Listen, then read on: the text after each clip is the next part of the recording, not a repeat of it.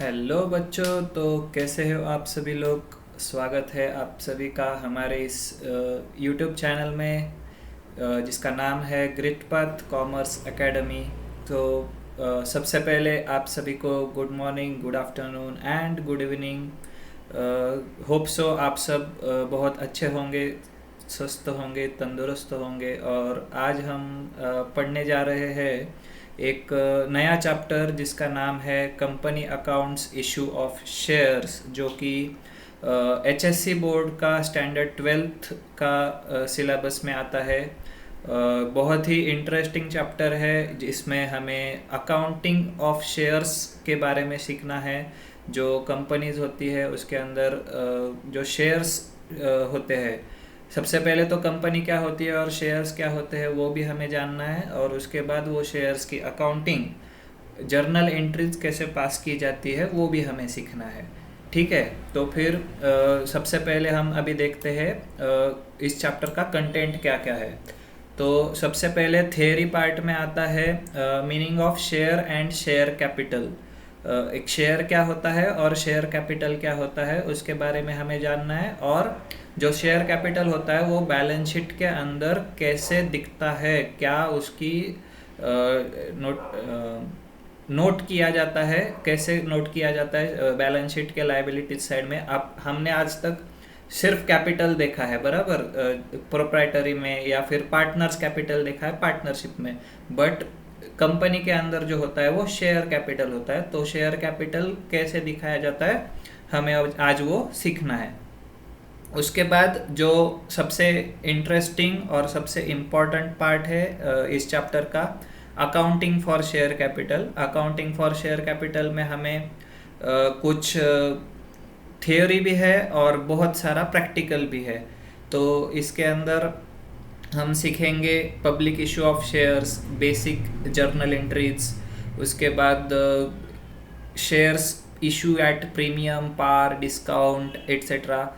और over subscription, under subscription, ये भी हम सब जानेंगे। Calls in arrear, calls in advance, issue of shares for consideration other than cash, ये एक अलग सा टॉपिक है इसी चैप्टर के अंदर। इसको बहुत छोटा सा टॉपिक है, इसको बहुत इंटरेस्टिंग तरीके से आज हम जानने वाले हैं। तो आप सब, मैं होप करता हूँ कि आप सब ये लेक्चर एंड तक देखेंगे, हमारे साथ बने रहेंगे। और आपको मैं गारंटी दे सकता हूँ कि आपको ये लेक्चर करने के बाद आपका जो बेसिक अंडरस्टैंडिंग है और जो जर्नल एंट्रीज है वो आप कंप्लीटली कर पाएंगे। कौन सा भी क्वेश्चन आने दो आप उसके लिए रेडी रहेंगे। और लास्ट में जो पॉइंट था वो था four feature of shares. Four feature एक अलग पॉइंट है। फोर फीचर के अंदर उसका कुछ थ्योरी आएगा और उसके भी कुछ प्रैक्टिकल सम्स आएंगे, तो वो भी हमें करना है। वो फोर फीचर के अंदर फोर फीचर और री इशू दोनों भी दिए गए हैं। ठीक है। तो इसके बाद अब हम शुरू करते हैं थियरी पार्ट, जो कि है इशू ऑफ शेयर्स का इंट्रोडक्शन और मीनिंग वगैरह। तो सबसे पहले हम जानेंगे बच्चों की क्या होता है शेयर। ठीक है। तो शेयर जानने के लिए हम सबसे पहले उसका मीनिंग देखेंगे, राइट। तो मीनिंग के अंदर क्या दिया गया है, सबसे पहले section 2 clause 84 of companies act 2013। तो हमें इसमें सबसे पहले जानना पड़ेगा व्हाट इज़ कंपनीज एक्ट 2013। तो आप बहुत सारे बच्चे आप में से फाउंडेशन कर रहे होंगे या फिर सीएस की प्रिपरेशन कर रहे होंगे, तो इन बच्चों को पता है कि what is companies, what are companies जो रन होती है वो कौन से एक्ट के अंदर रन होती है और उनको क्या क्या करना पड़ता है। तो वो कंपनीज एक्ट जो है उसके अंदर जो सेक्शन 2 है, वो सेक्शन 2 बताता है बहुत सारी चीज़ों की डेफिनेशंस। तो वो उस डेफिनेशंस के अंदर जो 84 नंबर पे है, जो 84 नंबर का क्लॉज है वो शेयर का है। तो शेयर मतलब क्या, तो share is the share in the capital of the company and includes stock as well. इसका मतलब बच्चों ऐसा होता है कि जो कंपनी में कैपिटल होता है वो समझो 10 करोड़ का कैपिटल है, तो वो अलग अलग पार्ट्स में बटा हुआ होगा जिसको हम शेयर्स कहते हैं। समझो 2 करोड़ एक के पास, 3 करोड़ एक के पास, 4 करोड़ एक के पास, ऐसा करके वो जो पार्ट्स में बटा है उसको हम बोलेंगे शेयर कैपिटल, और वो शेयर ऑफ दैट कैपिटल। और शेयर कैपिटल मीन्स क्या है, तो share capital means the capital raised by the company by issue of shares. Simple सी बात है, दोनों एक दूसरे से इंटरलिंक्ड है।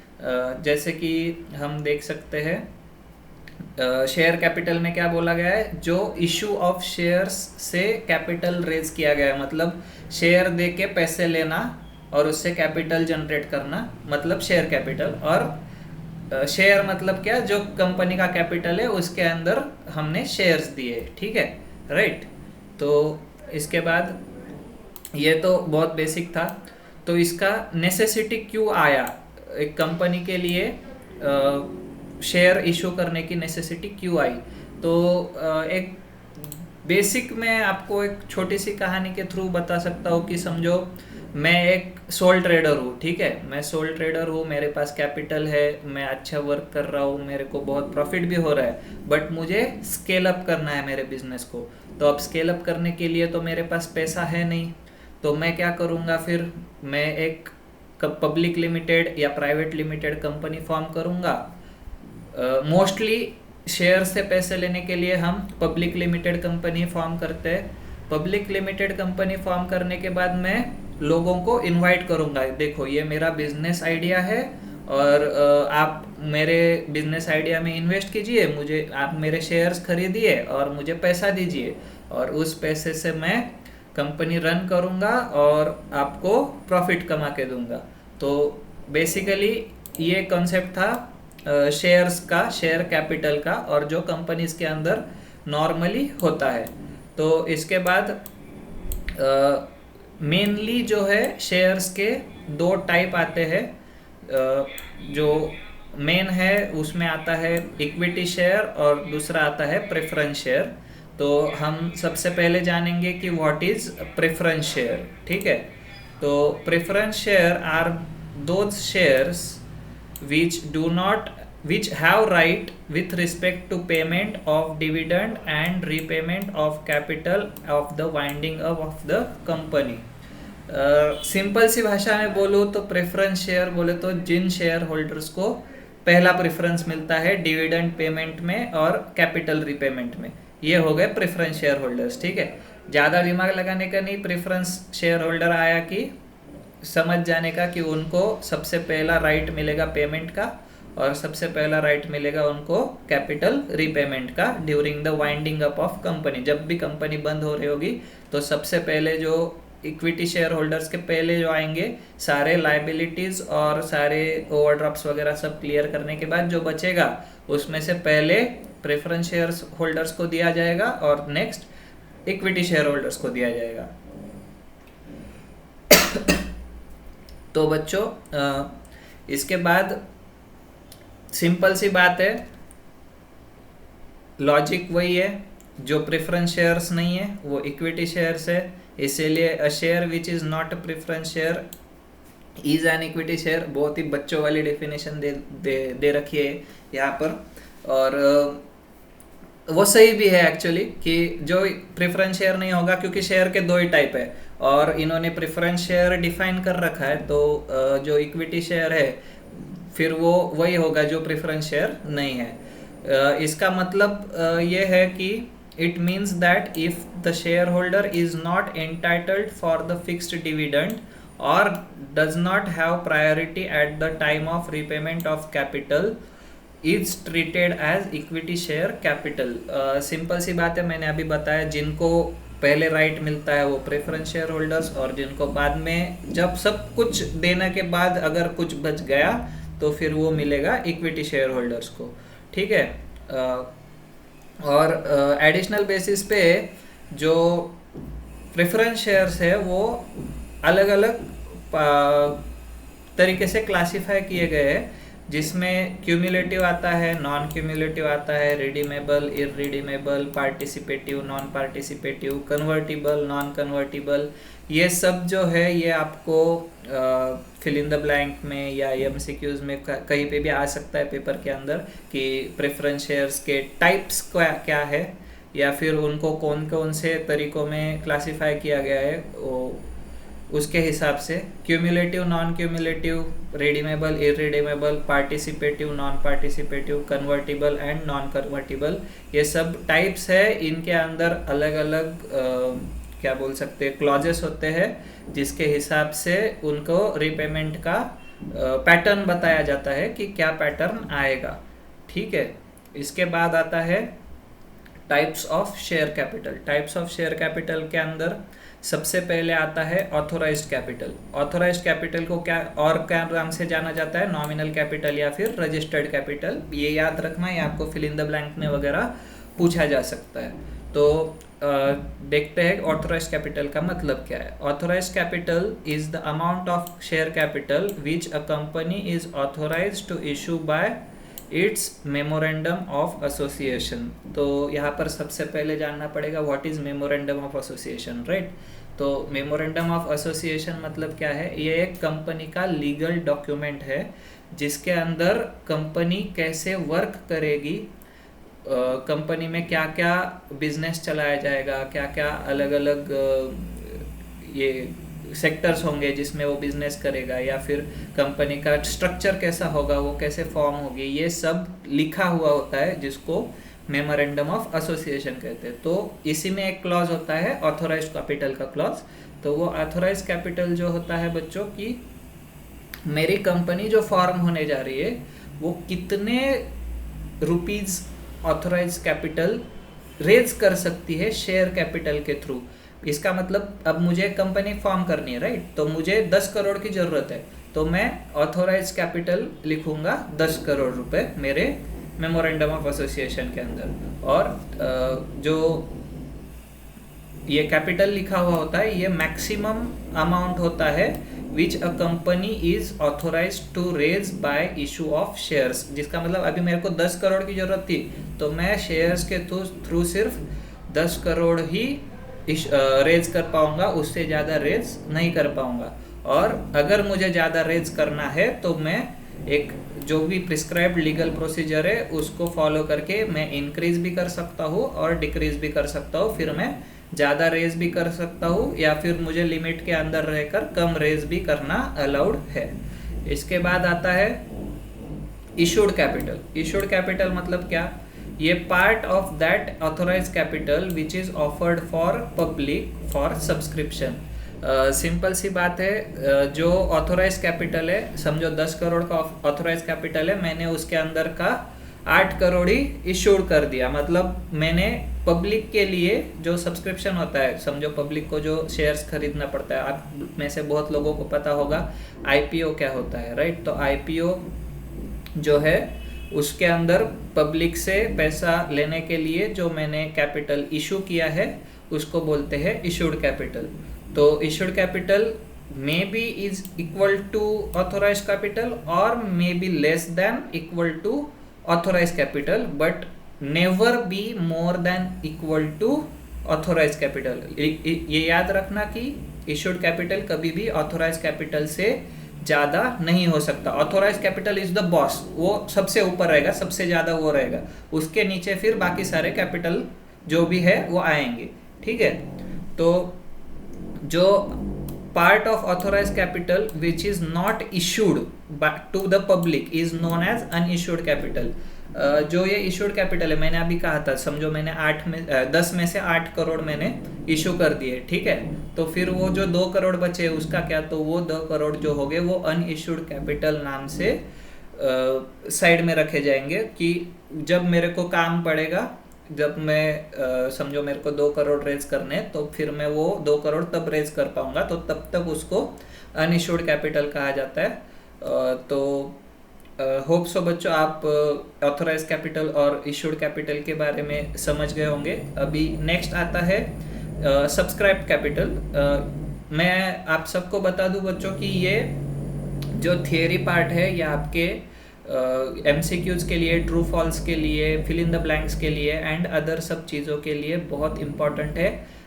आप क्या करते हो, अच्छा सब journal entries, ledger, balance sheet, trial balance सब अच्छा बना लेते हो, और कुछ बच्चे होते हैं जो इसके अंदर 1-2 मार्क 3 मार्क ऐसे कट हो जाते हैं। तो फिर यहाँ पर अपने को मार्क्स वेस्ट नहीं करना है, ये अपने हाथ में के मार्क्स से बराबर, ये हम वेस्ट नहीं जाने दे सकते। तो इसके लिए ये थियरी पार्ट सीखना बहुत इम्पॉर्टेंट है। तो अब देखते हैं व्हाट इज सब्सक्राइब्ड कैपिटल। ठीक है बच्चों, तो subscribe capital is that part of issued capital which is actually subscribed by the public. Simple सी बात है, सबसे पहले ऑथोराइज्ड आया, फिर इशूड आया, फिर वो इशूड में से लोगों ने सब्सक्राइब किया। इशूड में क्या था, ओपन फॉर सब्सक्रिप्शन था। अब ओपन फॉर सब्सक्रिप्शन कितना था अपना, 8 करोड़ था। तो वो 8 करोड़ में से अब लोगों ने कितना सब्सक्राइब किया उसको बोला जाएगा सब्सक्राइब कैपिटल। तो समझो 8 करोड़ में से लोगों ने सब्सक्राइब किया सिर्फ 6 करोड़ रुपए। ठीक है, तो जो 6 करोड़ होगा वो कहलाएगा सब्सक्राइब कैपिटल, और जो बचा हुआ 2 करोड़ होगा वो होगा unsubscribe capital. When the shares issued for subscription is wholly subscribed the capital would be same as the subscribe capital. समझो 8 के 8 करोड़ जो इशू किए थे वो फुल्ली सब्सक्राइब हो गए, तो फिर जो पूरे 8 करोड़ रुपए है उनको सब्सक्राइब कैपिटल कहा जाएगा। या फिर जो मैंने 2 करोड़ का एग्जांपल दिया कि 2 करोड़ की जगह सब्सक्राइब नहीं हुआ और सिर्फ 6 करोड़ ही सब्सक्राइब हुआ, तो फिर वो 2 करोड़ रुपए बचे हैं वो कहलाएंगे अनसब्सक्राइब कैपिटल। ठीक है, इसके बाद आता है called up capital. Called up capital के अंदर ये अब अलग 3 ये है कैपिटल के टाइप, वो ऊपर वाले जो 3 थे वो अलग थे। तो फिर अभी कॉल्ड अप कैपिटल क्या आएगा, तो it is the part of the subscribed capital which is actually called up to the shareholders। तो अब सब्सक्राइब तो हो चुके हैं, समझो मेरा 6 करोड़ का सब्सक्राइब हो चुका है, बट मुझे आज 6 करोड़ की ज़रूरत नहीं है, मुझे आज सिर्फ 5 करोड़ की ज़रूरत है। तो मैं क्या करूँगा भाई, मैं सिर्फ 5 करोड़ ही कॉल्ड अप करूँगा, और जो शेयर होल्डर्स है मेरे कंपनी के अंदर उनसे मैं सिर्फ 5 करोड़ ही लूँगा, और जो भी मेरा 1 करोड़ का अनकॉल्ड कैपिटल है उसको अनकॉल्ड या इसके अंदर हम रख देंगे। The company demands only that portion of shares which it considers sufficient for the timing. अभी मैंने जैसे बोला कि मुझे 5 करोड़ की ज़रूरत है, मुझे 6 करोड़ की ज़रूरत नहीं है, तो फिर मैं 5 करोड़ ही कॉल करूँगा। और ऐसा नहीं है कि 5 करोड़ ही कॉल करना है, अगर 6 करोड़ भी कर सकते हो, 4 करोड़ भी कर सकते हो, पर 6 करोड़ के ऊपर नहीं जा सकते, क्योंकि कॉल्ड अप का बॉस कौन है, सब्सक्राइब कैपिटल है। तो सब्सक्राइब कैपिटल ही अगर 6 करोड़ होगा तो आप उसके ऊपर नहीं जा सकते। ठीक है, इसके बाद आता है paid up capital. Paid up capital वो पोर्शन है जो कॉल्ड अप कैपिटल में से एक्चुअली पे हो चुका है शेयर होल्डर्स के द्वारा। समझो मैंने 5 करोड़ कॉल किया, 5 करोड़ में से मुझे मिला सिर्फ 4 करोड़, तो वो 4 करोड़ मेरे लिए क्या हो जाएगा, पेड अप कैपिटल हो जाएगा, क्योंकि उतना ही मुझे मिला है कंपनी के अंदर। भले मैंने 5 करोड़ का डिमांड रखा मेरे शेयर होल्डर्स के सामने कि भाई मेरे को 5 करोड़ रुपए दे दो, बट मेरे को 5 करोड़ नहीं मिले, मुझे सिर्फ 4 करोड़ मिले। तो वो जो 4 करोड़ है वो पेड अप कैपिटल कहलाएगा, और जो बचा हुआ 1 करोड़ है उसको हम कह सकते हैं कॉल्स इन अरियर्स। मतलब जो मैंने कॉल किए थे कैपिटल के लिए वो कॉल मुझे मिले नहीं, तो वो कॉल जो मिले नहीं है वो मेरे हो गए कॉल्स इन एरियर्स। ठीक है, इतना ही है इसके अंदर। और जो रिजर्व कैपिटल होता है इसको एक बार पढ़ लेते हैं। It is that portion of the subscribe capital which has been called up and which the company by special resolution has decided not to called up except in the event of and so far for the purpose of winding up। Reserve capital एक ऐसा part होता है subscribe capital के अंदर। समझो आज मुझे पता नहीं है कि आगे चल के मेरे कंपनी का क्या होने वाला है, और समझो मेरी कंपनी बाय चांस और अनफॉर्चुनेटली वाइंडिंग अप की तरफ जा रही है। ठीक है, तो वो वाइंडिंग अप के वक्त मुझे कुछ पैसे लगेंगे मेरे डेट्स क्लियर करने के लिए, तो वो पैसे मैं मेरे शेयर होल्डर्स से ही लूँगा, क्योंकि share holders are the ultimate owners of the company. ठीक है, तो वो पैसे मैं रिजर्व करके रख रहा हूँ अभी, तो वो रिजर्व पार्ट जो है सब्सक्राइब कैपिटल का, वो रिजर्व पार्ट माना जाएगा reserve capital of the company. ठीक है, आपको दो बातें आएंगी इसके अंदर। कुछ चैप्टर के अंदर कैपिटल रिजर्व आता है और कुछ ये चैप्टर के अंदर रिजर्व कैपिटल होता है। तो ये याद रखना कि कैपिटल रिजर्व और रिजर्व कैपिटल ये दोनों अलग है, डिस्टिंक्ट है, दोनों का एक दूसरे के साथ कोई भी संबंध नहीं है। तो इस चैप्टर के अंदर हम रिजर्व कैपिटल देखेंगे। शायद कैपिटल रिजर्व जो होता है वो आपको बिल्स ऑफ एक्सचेंज वगैरह में आएगा, तो वो आप उधर अलग रखना, इधर रिजर्व कैपिटल अलग रखना, दोनों को मिक्स नहीं करना है। मैं फिर से बता दे रहा हूँ, मिक्स हो गया तो गड़बड़ हो जाएगी भाई, ठीक है। तो फिर अभी थर्ड पार्ट जो था, treatment of capital, share capital in the balance sheet, ठीक है। तो अब हम क्या देख सकते हैं यहाँ पर, समझो मैंने 10 करोड़ का ऑथोराइज कैपिटल रखा है, ठीक है। इन्होंने एग्जांपल दिया है 10 करोड़ का authorise capital divided into 10,000 shares of ₹100 each. तो सबसे पहले मेरे लाइबिलिटी साइड में क्या आएगा, ऑथोराइज कैपिटल कितना है, 10,000 इक्विटी शेयर्स ऑफ ₹100 ईच। कितना आ गया अमाउंट, 10 लाख रुपीज़, ठीक है। इसके बाद मैंने पब्लिक को इशू किया है सिर्फ 7,500 equity share and payable on 30 on application, 30 on allotment and balance on final call. ये सब आपको अभी पता नहीं है एप्लीकेशन, अलॉटमेंट, फाइनल कॉल क्या होता है, पर समझो मैंने 7,500 इक्विटी शेयर्स इशू कर दिए, तो वो 7,500 इक्विटी शेयर्स फिर इशू ऑथोराइज कैपिटल के नीचे मैंने बोला था हायरार्की है, ऑथोराइज कैपिटल बॉस है, उसके बाद आता है इशूड कैपिटल। तो वो इशूड कैपिटल जो आएगा उसको फिर लिखेंगे 7,500 इशूड एट ₹100 ईच, जिसका अमाउंट बन जाएगा 7,50,000। और हमेशा ये याद रखना, हर अमाउंट लिखने के बाद ये जो डबल लाइन की हुई है, ये डबल लाइन बहुत कंपलसरी है, क्योंकि इसका मीनिंग होता है यहाँ पर ये अमाउंट ख़त्म हो जाता है इसका, और ये नीचे वाले जो भी अमाउंट है इसका कोई भी संबंध नहीं है, ये एंट्री यहाँ पर ही ख़त्म हो गई। तो ये शो करने के लिए ये डबल लाइन बहुत कंपलसरी होता है। इसके बाद आता है बच्चों सब्सक्राइब कैपिटल। सब्सक्राइब कैपिटल मैंने अभी जैसे ऊपर कहा, जो भी इशूड कैपिटल है उसके अंदर से शेयर होल्डर्स ने जितना सब्सक्राइब किया है उसको बोलते हैं सब्सक्राइब कैपिटल, ठीक है। तो 6,000 equity shares were subscribe, applications were received for 6,000 equity shares. ये रुपीज़ यहाँ से गलती से आ गया है, ये नंबर ऑफ शेयर्स है, 6,000 शेयर्स, ठीक है। तो फिर 6,000 इक्विटी शेयर्स ऑफ ₹100 ईच जो हो जाएगा वो अपना सब्सक्राइब कैपिटल हो जाएगा, और ये भी डबल अंडरलाइन के अंदर ही आएगा। इसके बाद कंपनी ने कॉल्ड अप किया, ठीक है, पर कॉल्ड अप कैसे करते हैं, एप्लीकेशन मनी, अलॉटमेंट मनी और फाइनल कॉल मनी मंगवा करके, किन से, शेयर होल्डर्स की तरफ से। तो वो अब क्या आएगा, कॉल्ड अप कैपिटल में क्या आएगा, 6,000 equity shares are of ₹100 each called up at ₹60 per share, ठीक है। तो ये जो अमाउंट था 30 ऑन एप्लीकेशन, 30 ऑन अलॉटमेंट, इतना हमने कॉल कर लिया है, तो वो कॉल्ड अप कैपिटल जो भी आएगा वो 6,000 इंटू 60 रुपीज़, तो कितना आएगा, 3,60,000 रुपीज़ का हमारा कॉल्ड अप कैपिटल बन जाएगा, ठीक है। और इसके बाद एक्चुअल जो शेयर होल्डर्स ने पे किया है, तो कितना पे किया है, कॉल्ड अप जो था 3,60,000, उसमें से जो ये दिया गया है, देखो, all the allotment money was duly received accept 1 share holders holding 500 equity shares, ठीक है। तो ये जो 500 इक्विटी शेयर्स है इसमें से हमको पैसे नहीं मिले, बाकी के जो 6,000 थे उसमें से मिल गए।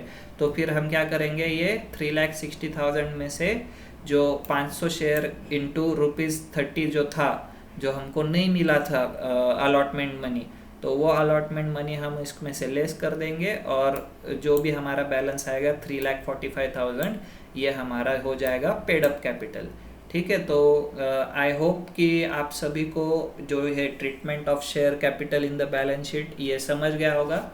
अगर नहीं भी समझा होगा तो हम आगे जाके कुछ प्रैक्टिकल प्रॉब्लम्स करेंगे, उसके अंदर भी आपको ये शेयर कैपिटल शो करना है बैलेंस शीट के अंदर, तो उस वक्त हम राइटिंग के अंदर सीख जाएंगे कि कैसा सीखना है, ठीक है, कैसा लिखना है, सॉरी।